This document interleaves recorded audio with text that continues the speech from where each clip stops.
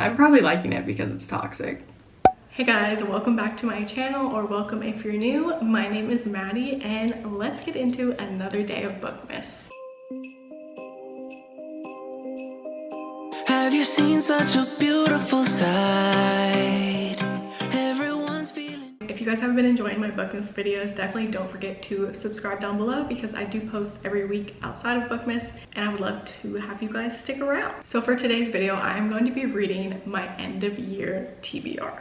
Not my whole TBR because I don't know if that's possible, but maybe just a few books from it. I have a few picked out already. So I made a 10 before the end physical TBR video, and in that video I just told you the 10 books I would love to get to before the year is over. And I have read 2 books so far, so I guess that's better than nothing. The first one was a reread, so that doesn't really help anything, but I reread The Fault in Our Stars, and I actually have a whole reading vlog up for that right now. It was day 3 of my Bookmas, so go check that out after you finish watching this one. If you're a fan of that book, you're going to love that reading vlog. It is literally my love letter to John Green for writing that book. And then I also read Intermezzo by Sally Rooney.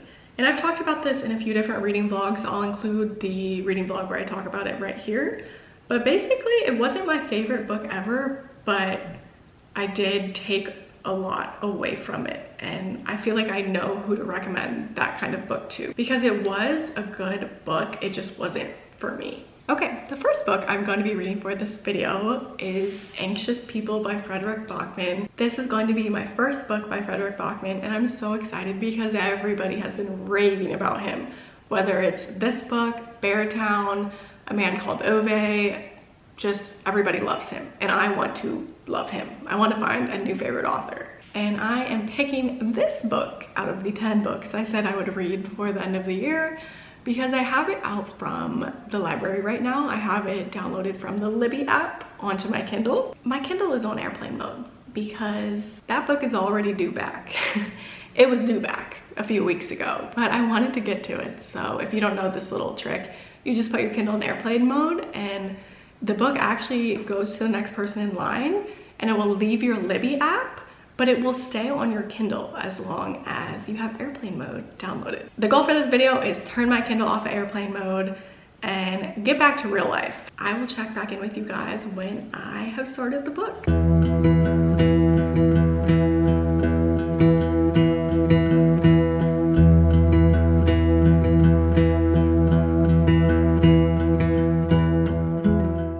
Okay, I am 30% into Anxious People by Frederick Bachman, and I'm really enjoying it. I'm kind of understanding how he tells his stories, or just this specific story, since this is the only book I've read by him. As I read each chapter, it's making more sense.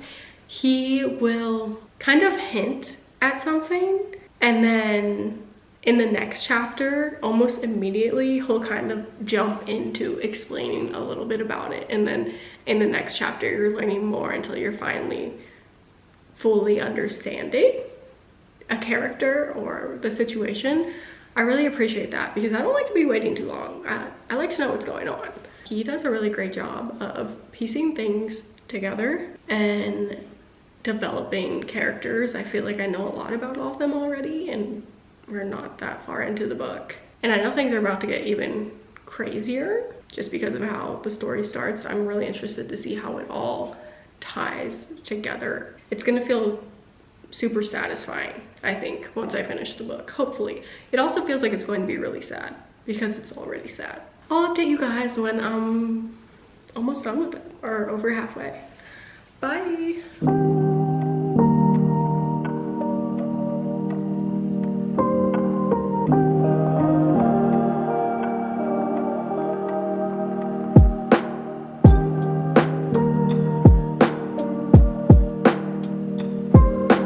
Okay guys, I have officially finished Anxious People by Frederick Bachman. I finished it on the plane ride to Edinburgh and it was so good. I'm sure you guys have heard other people talk about this on BookTube or BookTok, and it's for good reason. Frederick Bachman knows how to write a story, and now I want to read all of his other books. I have specifically on my radar Beartown, Everyone raves about that one. I also have a physical copy of A Man Called Ove. That's another one that I need to get to because I know I'm gonna love it. I've obviously only read Anxious People by him, but from what everybody says about his work is just like so wholesome. And although his stories tackle deeper topics or heavier topics, he does it in a lighthearted way, if that makes sense. At least that's what he did in Anxious People. Anxious People, I absolutely love the ending. I thought it was so heartwarming, but it also tackled heavier topics, for example, mental health. And I highlighted so much of this book. There were so many sentences and quotes that I'm going to want to look back on and always think of when I think of this book.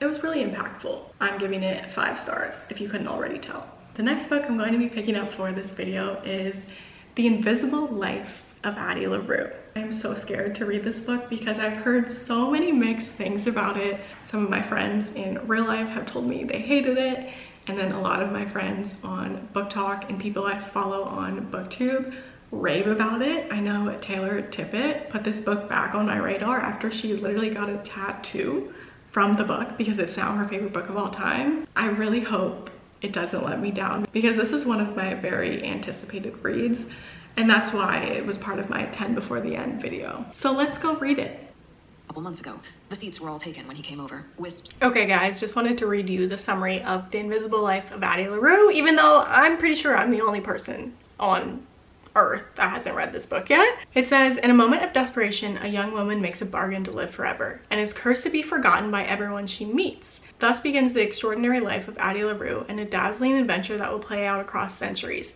and continents, across history and art, as a young woman learns how far she will go to leave her mark on the world. But everything changes when, after nearly 300 years, Addie stumbles across a young man in a hidden bookstore and he remembers her name. I picked up the audiobook. I so wish I could just sit down and read this, but I am going on a 9-hour flight back to the US tomorrow. And then when I get back, I have a friend in town, so I'm packing, I'm trying on outfits, I'm cleaning my apartment because my friend lands the day after I get back, and I just do not have time to sit down and read this. But I'm hopeful that I can read some of this on the plane tomorrow because I know the ending is going to be so good. At the same time, I am glad that I'm listening to it as an audiobook because it's a hefty book. It says it's 448 pages on Goodreads. I'm too lazy to go get the actual physical book. I know it's gonna take some time to get to the good stuff. The beginning it had my attention, but it wasn't like anything crazy. But now I'm 8 hours into it. Oh my gosh. I started this yesterday, but I'm also listening to it on 1.75 speed. I'm 47% into it and it is getting good. And I know the ending is going to hit because what I read you in the description, she finally meets someone that remembers her. So is this gonna be her lover? Is this gonna be a love story that defies all bargains made with the devil? Like, this could be good or it could be heartbreaking because I do see a lot of people cry. Wait, maybe it's going to be heartbreaking. I don't know. I will update you guys later, probably on the plane next. Wait. Why do I think, okay, so nobody ever remembers Addie LaRue, right? She's forgotten every 3 seconds by everyone except this person she runs into one day. This is a spoiler, by the way, so just skip to here. And then someone finally remembers her, and it's revealed that this person remembers her because they also made a deal with the devil. It hasn't been revealed what deal they made. I'm not even sure if they know, but based on what's happening, it's something like Addie LaRue is always going to be forgotten and this person will always remember, or something like that. You know, two things that don't go together. Like, they will never be able to forget Addie LaRue forever, and maybe they'll live forever and that will haunt them. I don't know. Okay, this will probably sound stupid. If you've already read this, you probably think I'm crazy, but it's something like that, you know, two things that they're just gonna miss each other, you know, in this lifetime. We'll see.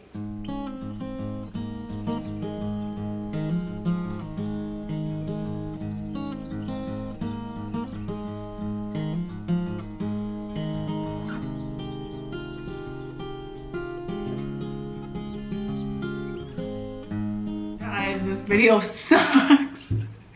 I'm so sorry.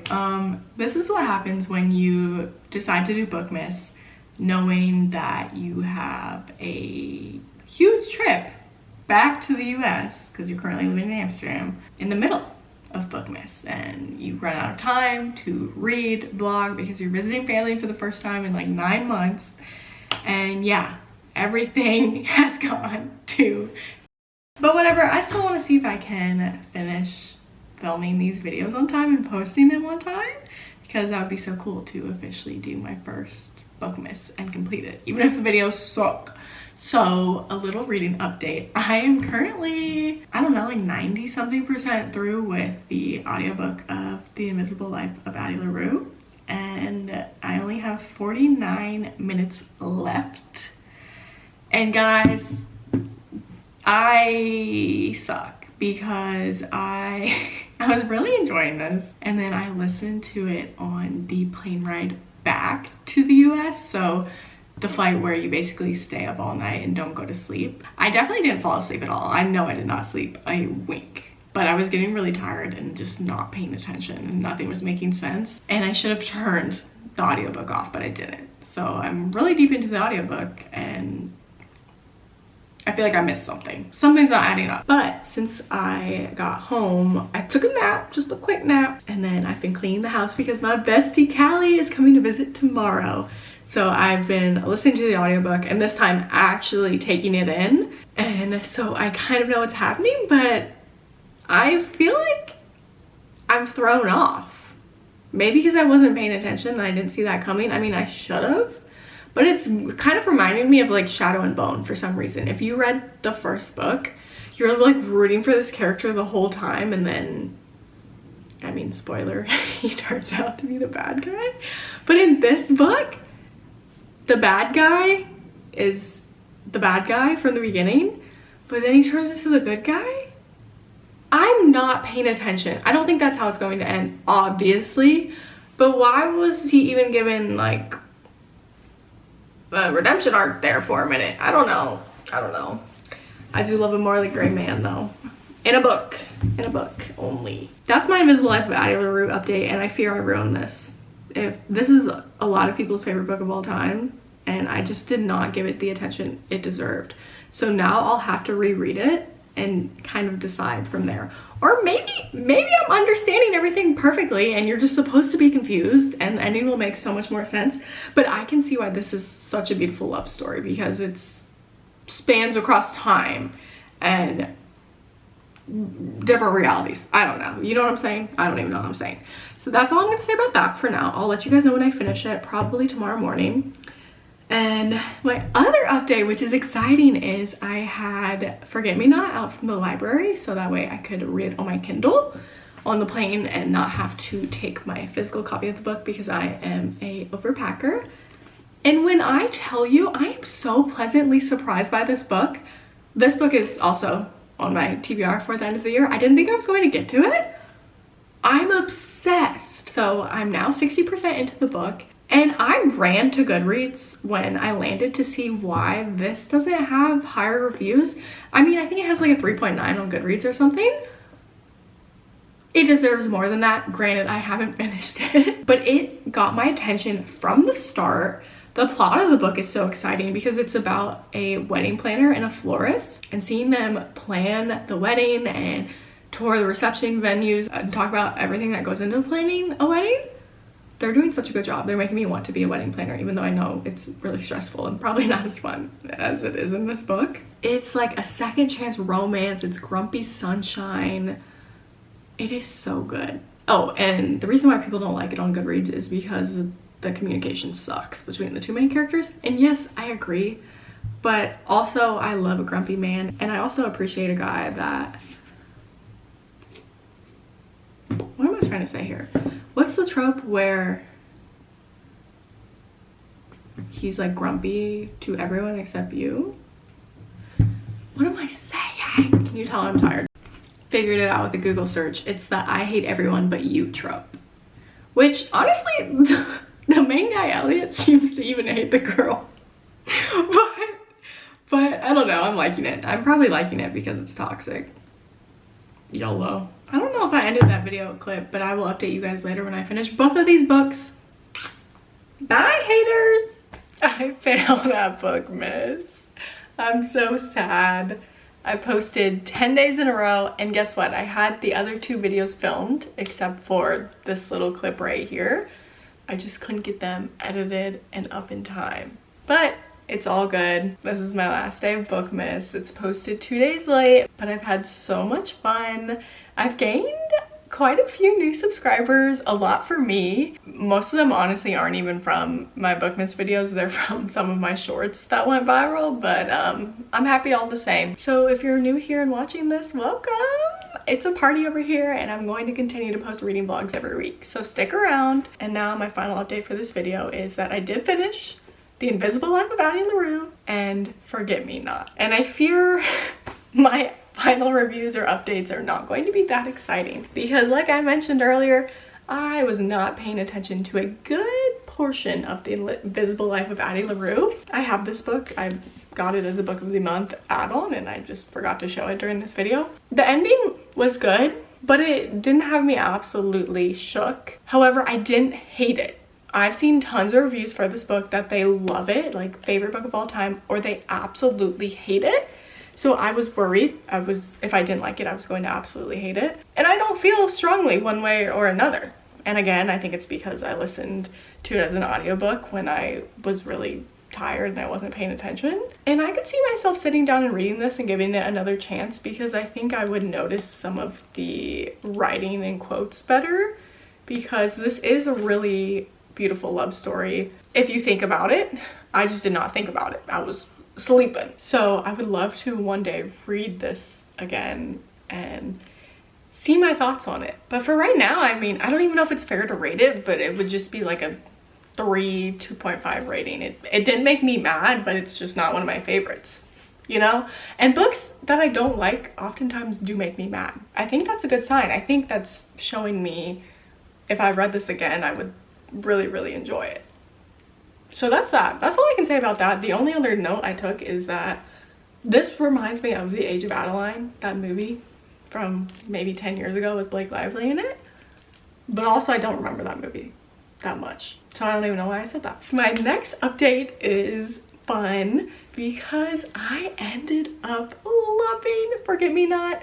I was clearly liking it when I talked about it earlier in this video. But you know what? I finished this last night and I gave it 5 freaking stars. Julie Soto, I'm obsessed with you. One of my new favorite authors. I am running to read her newest romance book called Not Another Love Story or Love Song. I don't know. It's about a character that you briefly meet in this story, Xander, and he's a cellist, and I think he has like a enemies to lovers relationship with a violinist, so they're both musicians. That's cool. I have it on hold at the library. I don't know if it's on Kindle Unlimited. I might go check after this. Sorry, I just ran right into that. Let me talk more about this book. And again, I was in a weird place reading this because I was tired, I was traveling. I didn't read it in 1, 2, or even 3 sittings. It took me a little bit to read it because I've been so busy. But every time I picked it up, I did not want to put it down. And I don't know if that says more about me, that I'm easily entertained, or if it shows that I was so tired that anything could entertain me. But I think it says the opposite, because I've fallen asleep reading books before. I've DNF'd books that have been boring, and this was not boring. I don't think it was a circumstance thing. I think I actually genuinely love this book and will fight for it forever. Because I don't see a lot of people hyping this book up. I see a lot of people hyping the second book up in the Interconnected series, but this book is so good. I love these characters, and fun fact, I actually have a signed copy of this book, so now I'm even more excited that I loved it. That is Julie Soto's signature right there. She came to a bookstore in Amsterdam, Skeltema, with Ellie Hazelwood and I think Rachel and Solomon. And so I picked this book up, and I have a signed book by Rachel and Solomon, and now I just need a signed book by Ellie Hazelwood. Where you at, girl? I'm so hyped that I found an amazing romance, because I haven't had a 5-star book in a while. Well, I say that, and then I gave 5 stars to Anxious People by Frederick Bachman. But the more I think about that, like, yes, I loved the book, but it's not one of my favorites of all time. So maybe it's like a 4.5 stars. And then I think about this and I'm like, is this one of my favorites of all time? No. but I had a fun time reading it. I'm all about having a fun time. I don't know why I'm trying to justify my thoughts. This is literally my YouTube channel. I can think whatever I want. I don't know. I like it. The writing was easy to follow. There were still beautiful quotes, beautiful moments, beautiful scenes that showed how much the characters cared about each other. And go read this book. Go read this book. I loved it. Okay, I need to shut up. Thank you guys so much for tuning in to my 12 days of Bookmas. If you haven't already, subscribe down below, like this video, and stay tuned for more reading vlogs I post every week. Bye. Oh.